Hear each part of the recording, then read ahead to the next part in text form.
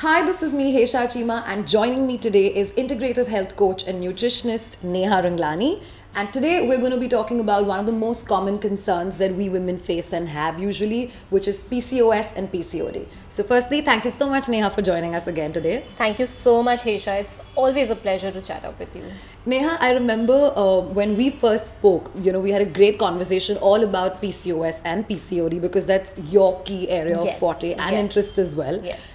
So Neha, I want to first start off by asking you and bursting some myths, which is there any difference between PCOS and PCOD? So frankly, no. Okay. There is no difference between PCOS and PCOD. They are very interchangeable terms, but both of them have the same root causes and the same symptoms. So it's just a syndrome. It's called a syndrome now because it involves a lot of other body parts and not a disorder or a disease, because it's more of a collective body problem than just a particular disorder. So that's why PCOS is more widely used now, but there is no difference.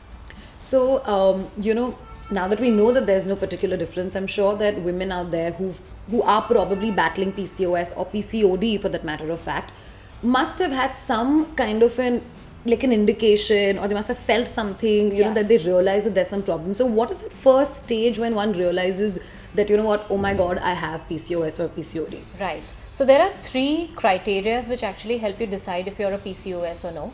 One is very clear-cut ultrasound, which shows you if you have many cysts in the ovary. So they are not cysts, but they are, underdeveloped follicles because of the hormonal imbalance. In a normal period, there's one follicle which wins the race with the other follicles, grows big, matures, and releases an egg. But when we talk about PCOS, because of high male hormones and hormonal imbalances, there are many follicles which are underdeveloped and none of them can reach the finish line.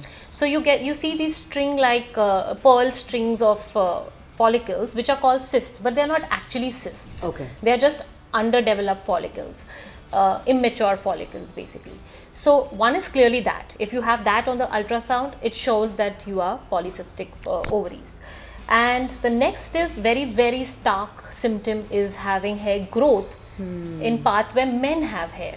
Okay. So your chin starts with the chin, you'll have thick hair, and it's not like the fine hair. I think every women have one or two fine hair, which is okay. But then that thick hair, like you can literally feel like how men get beard, that kind of feel.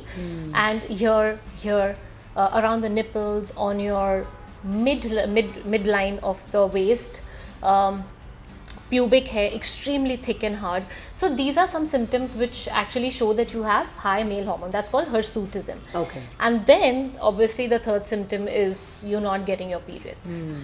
Anything that's above 35 dares from one cycle to the next is alarming? Yes, is alarming. So you need to really be very sure that you get your periods. There'll be a lot of places where you hear that it's okay if you don't get your period every month, but that's absolutely wrong. Your periods are your report card of your health. And they literally, the color, the flow, the frequency, everything shows that internally your body system is working well. And if that is not happening, that means you really need to take care, and it's a red flag.